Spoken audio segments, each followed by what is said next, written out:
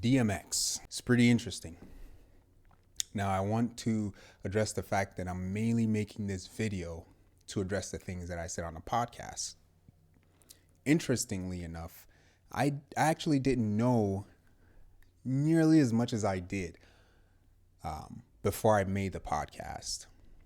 I only found out about some stuff afterwards. So let's jump into it. The first thing I said on the podcast that may have rubbed people the wrong way is DMX wasn't right. What did I mean by that? So,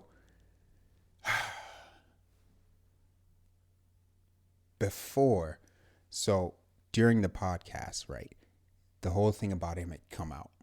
And my perspective on the subject was mainly based on the fact that he did drugs. So let's start there. What did I mean by he wasn't right? Well,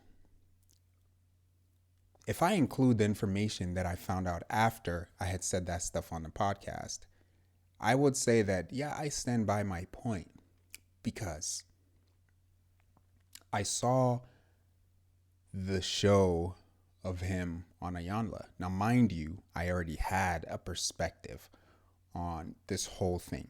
Stick around to the end because you may not expect my answer. My conclusion may not be what you're expecting. But either way, if you leave now, that's fine. We're all entitled to what we think and how we feel. We're entitled to it. So he wasn't right. Let's start with that. DMX was given drugs at the age of 14. Marijuana that's fine. It's still really bad. But, he could do it. He could handle that throughout his whole life. But it was laced with crack. A little bit of his blood is on the dude's head that gave him marijuana with crack in it when DMX was 14 years old. He messed up the dude's life. He did. He is the initiator of why DMX was a drug addict. If he wasn't on drugs, I don't think he would have done some of the stuff that he did. And one of the things that he did is actually what impacted me the most. And I'll touch on that in a little bit. So I said that he wasn't right basically because he was always doing drugs. If you have seen people who do hardcore drugs, crack, cocaine, meth, I don't know specifically what drugs he did, but I do know for sure that if you smoke crack at the age of 14, you're probably going to be addicted to some pretty strong stuff. I also said in the video that I wasn't sad for him. I'd like to add, not all the way. The smallest part of me was sad for him because it is an addiction. An addiction isn't necessarily by choice to get addicted. It's not. But what is the responsibility of the addict is to get off of the drug, which I don't think he really had much of an intention to do so. But again, I'll touch on that in a little bit. Whom I really feel bad for are his children. Why do I feel bad for them? Because they're now a statistic. They now live in households with no patriarchy. They have no father figure in the household. Now, mind you, there are stories of 15 kids that this guy had throughout his career. That's insane. First of all, you can't even split yourself between 6 or 7 children by the same mother. That is extremely hard. You mentioned, hey, I want to have 4 kids someday. And people are like, are you crazy? What are you talking about? It's a lot of work, blah, blah, blah. This guy had, from what I understand, 15 children with multiple different women. And these women do not look like they bring about peace in his life. At least not to the level, let me not speak on that. What I want to speak on is the fact that he had 15 different children with multiple women while using hard drugs. First of all, if you're using drugs, you don't really have the capacity to take full care of your children. Now, I'm not saying he didn't take care of his children, but I'm saying that it took away from his capacity to do so. Namely speaking, the Ayanla show with his son Xavier. At the end of the whole show, it ends. It ends with DMX telling his son. So here's how it kind of went. His son was like, "Man, you know, you've always been this guy, and you know you've been you've been away from home, and I haven't really been reaching out to you because whenever I try to reach out to you, it's a problem." Now his son said, "In order for me to desire and to work on our relationship, which I do want, I need you to be off of drugs." DMX says, that's what you want? You want me to be off of drugs in order to have a relationship with me? That's you putting a condition on our relationship. Abso-freaking-lutely. If my father was on drugs, I'd be like, "Man, can you please get off the drugs?" Now, it wasn't only his son who wanted a relationship with him. The mother of Xavier, which is his son, also wanted to reconcile. She wanted a reconciliation. She wanted to bring the family back together, but he said no. Why? Because of drugs. He literally said, "If you are going to ask me to get off of drugs in order for you to exercise your relationship with me as a father, that is not unconditional love, and I will not get off the drugs just because you asked me to." And so he broke off the relationship with his first and oldest son because of drugs. Fact. That's crazy. That's why I don't feel 100% sad for him, because a family is almost a direct reflection of a man. The kind of family you build reflects you in every single way if you help build that family. We can help build a family in positive ways, and we can help build a family in negative ways. So your family reflects who you are. It's embarrassing having to go to school to pick up your kid from kindergarten because they decided to poop their pants, not by accident, but because they wanted to. How crazy would that be? "So your son decided to sit on my desk today and take a big dump." And you're like, "Oh, jeez, come on, now let's go home." So that's why I don't really feel 100% bad for him in that aspect. Rather, whom I feel bad for are all of the kids that he left behind. Now, at this time, I have here in my notes that he essentially broke two families by being on drugs. The first one that I knew of was he denied his son a relationship because of the drugs. He didn't want to get off drugs. He saw his son asking him to get off drugs as a conditional statement. Okay. The second family that I knew about at that time when I took these notes, he didn't leave them by choice, but he did by action. By continuing to do drugs, he left his family. That was his choice. He didn't die from a car accident. He died from overdosing. Interestingly enough, if you watch the Yanla episode, there comes a point where she sits and confronts him about this drug thing. You know, she could tell that he was high while he was doing the interview with her.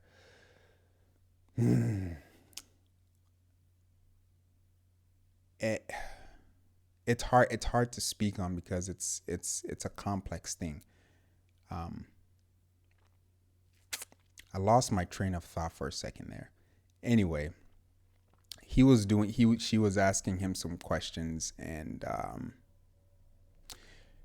I believe she asked him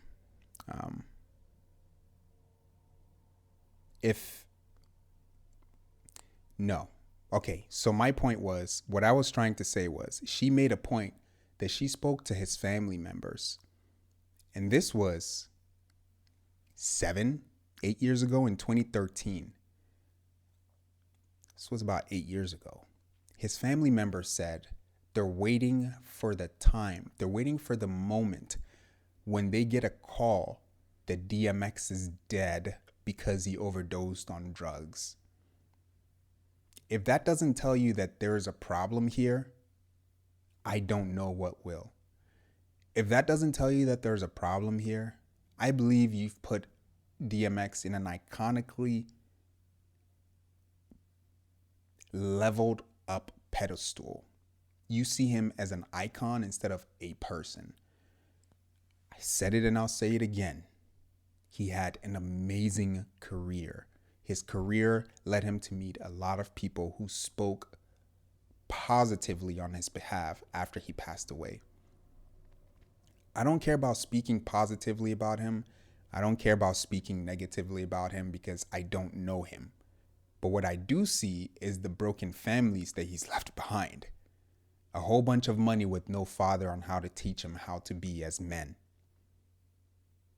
That is the tragedy. That is the tragedy. Oh, you have no right to say blah, blah, blah, blah. I actually can speak on it. Because I also grew up in a family without a father figure. So I know how it impacts men. And it impacts women much harder. Actually, yeah. I think it hits women harder. And he had daughters.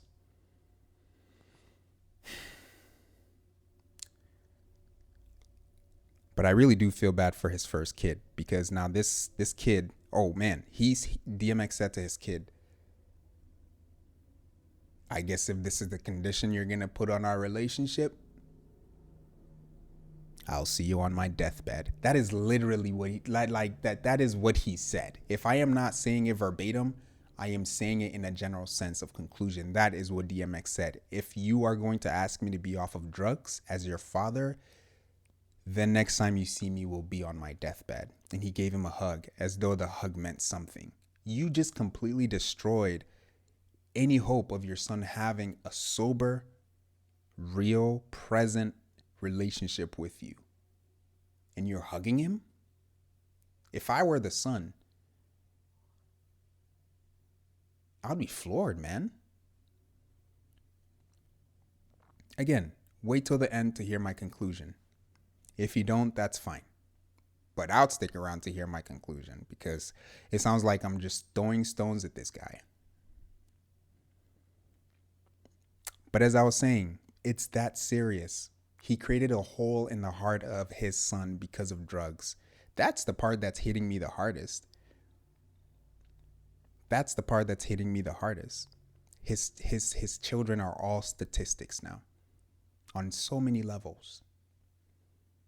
Not only as a black child, which statistically black children's fathers are not in the home, the majority of them. Yep. Not only that, he was a drug addict.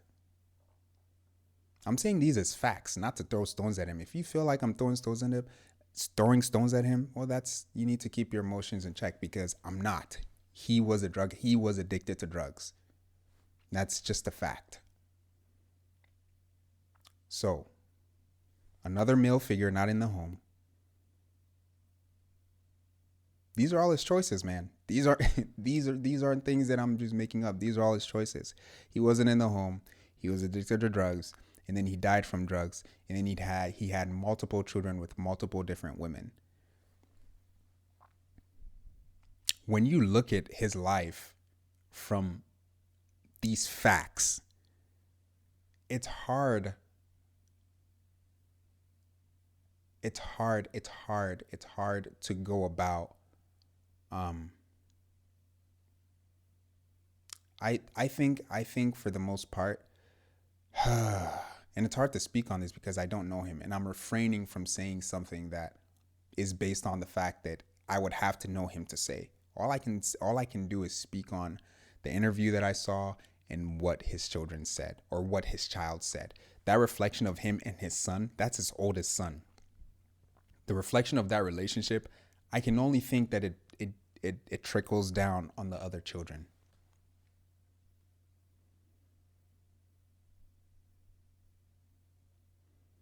And to kind of celebrate DMX and overlooking his family, not praying for them, not encouraging other fathers to stay off the drugs, man. Stick close to your family, man. You make a child with a woman, that is your responsibility to stay with them. It is your absolute responsibility to stay with them. Because I know what not having a father in the home can do to children. You see it in statistics. You see it all the time. Obama even mentioned something about it.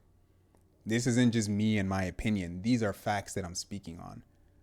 And DMX has just made his children another statistic. And I pray to God, I hope that his children stay in a straight line. I really do. But it's going to be extremely hard because guess what? Your father was an icon. Everyone looks up to DMX in some kind of way. Not everyone, but people look up to DMX in some kind of way. But they know what it was actually like to live with him. All these celebrities can say all they want about DMX. But at the end of the day, the man with the most beautiful woman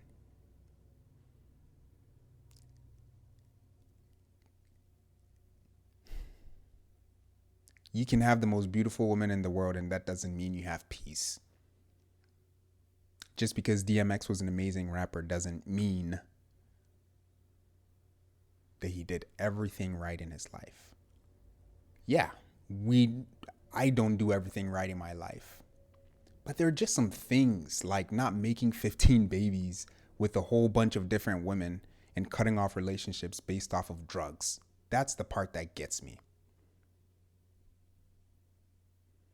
But can you blame the cycle though? Because according to information that I know, his father never saw him. He had a toxic relationship with his mother. Though there may have been love, the relationship was toxic. I don't know where they stood right before he passed away. But trauma is caused when you're younger, not when you're older. So he grew up with that trauma. Apparently his father would only see him when he came into town for something. Wow, what?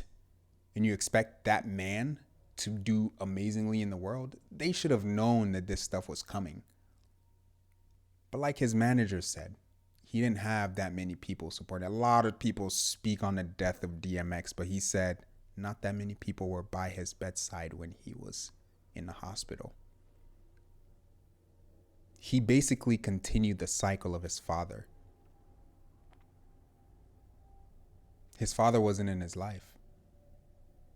And in the same way, he wasn't in the life of all of his children the way that he needed to be. Even if he were sober. 15 children? Really? How can you be a father to each and every single one of those children? People have a hard enough time with 3 or 4 kids and being the utmost best parent to them in the way that you need to be. Let alone 15 different baby mamas. Mamas. That's wild. But one thing that allows me to take heart is I believe God works on everyone in many different ways. And let me say this, just so you don't think that I'm knocking DMX for his life choices. I'm just saying he's an example and we need to learn from it. Through the lineage of Jesus Christ, I'm a Christian. Through the lineage of Jesus Christ, there's a specific story that comes out to me. And it's kind of like, wow. So there was a point in time in the Old Testament where a father, I'm not going to go through the whole story. I'm just going to tell you the context. A father had 2 daughters and there's something had happened to their city. So they fled into the mountains, into caves. And the 2 daughters said, there are no more men on earth, that we're not even close to men. Like we don't see anyone. Everyone is there's no one here. Let us get our father drunk so that he may impregnate us. And they got their fathers drunk and had sex with them.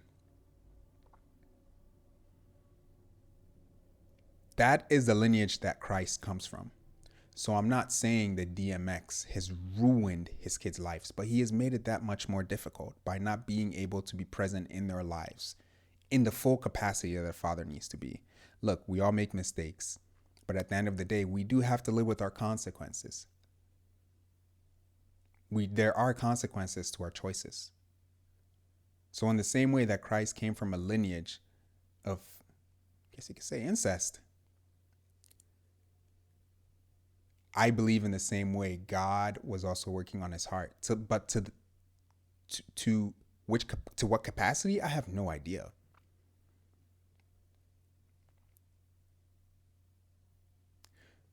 But you could tell. You could tell he had a love for God that no hip hop artist has, really, that I've seen. I mean, this guy has sermons online that you can go and watch. I'm not sure if it's multiple. I only watched one and I was like, yeah, he's got some right. Up here was messed up because of the drugs. But in here, I believe there was something going on. I can't speak on it. I can't judge him in that spiritual way. I don't know him in that way. And I don't think I've judged him in any way, but just look at the facts and say, what would this look like? A person who lived this kind of life. I hope you understand where I'm coming from. But I do believe at the end of the day, God works in his own way. In his own way.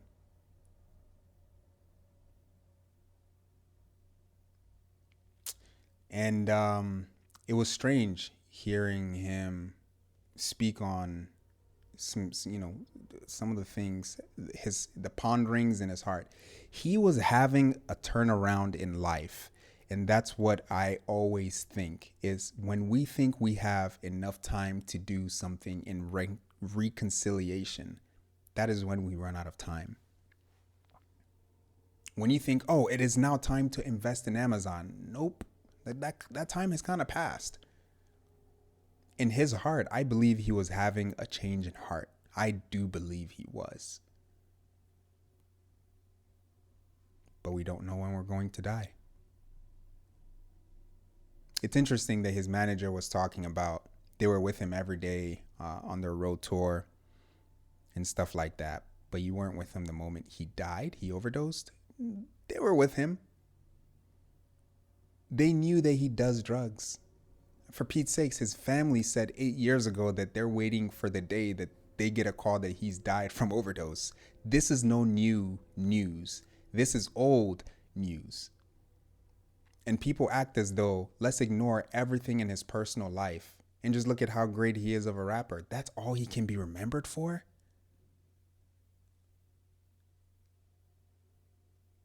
I guess that's all people can really speak on because that's the level of which they worked with him. I'm sure they had personal conversations. But 15 kids? The denial of a son's relationship with his father because of drugs? No one's life, it looks good. Seriously, when we look at our lives from beginning to end, we're going to be like, that's... But what I can say is something was going on in his heart that he just couldn't, he always spoke about. But because of the drugs, because the drugs were such a hindrance to his life. Ayanla said,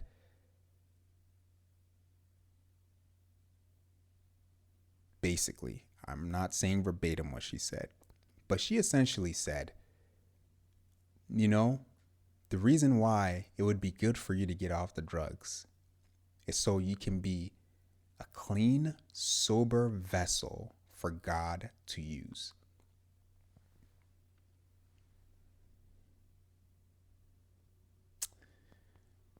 And he died from drugs.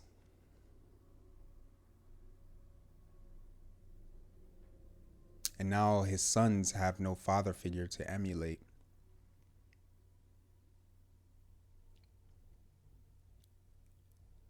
I hope people see this and don't think I'm speaking negatively about him, but there's redemption. But how long are you going to wait? How long are you going to wait? We always think we have the luxury of making whatever choices, and then whenever we want, we can now go back and try to fix our choices or fix the consequences that come from the choices we've made. We don't have that much time. We really don't. If you think I'm going to live to 50, 60, 70 years old, great. I hope I live to 100. But we will all die. And when we die,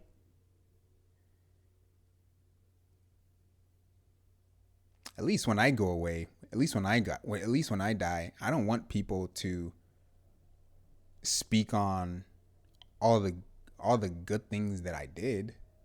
You know, the Bible says that they will know you by your fruit. The Bible also says, live your life in such a way that those who see you live your life, not the people who know you, the people who see your life will give glory to God. And that's the perspective I'm coming from here. What I see in his life, that is a hard life, man. And I hope that dude that gave him the weed with crack in it comes out and says something, apologizes. Sure, he may have been young, but that was a stupid decision. That was a really stupid decision to give a 14-year-old weed with crack in it. Even if you didn't know what crack was, you were smoking it and you knew what it did to you. Why would you give it to a 14-year-old kid? Completely trashed his life. I'm not saying DMX wouldn't have 15 kids if he didn't do drugs. That's not what I'm saying at all. But at least he would have been sober enough to not cut off ties with family members because of drugs. And always know, faith don't come expensive. It's free. I noticed that there are a few things, two things mainly that I'd like to clarify. My father passed from cancer. So that's why I speak on knowing what it is like to not grow up with the father. Not that he wasn't a part of the family by choice. It was through cancer. Secondly, I would like to make clear that this is my own perspective on the subject. In a way, this is me conversing with you all, kind of expressing myself based on what I see. And it is in no way, shape, or form the perspective of Eddie Ed. You know what I mean? This is HolyDuo channel, but we both do have different perspectives on things, on certain things at the end of the day. It's not everything we agree on. We don't have an echo chamber going on here, though we do agree on many things. I'm not sure exactly what he thinks about it, and you'll see in the podcast he expresses himself. Everything I said here was just me addressing the situation, not me speaking for us. So 1, Father. 2, this is my own perspective.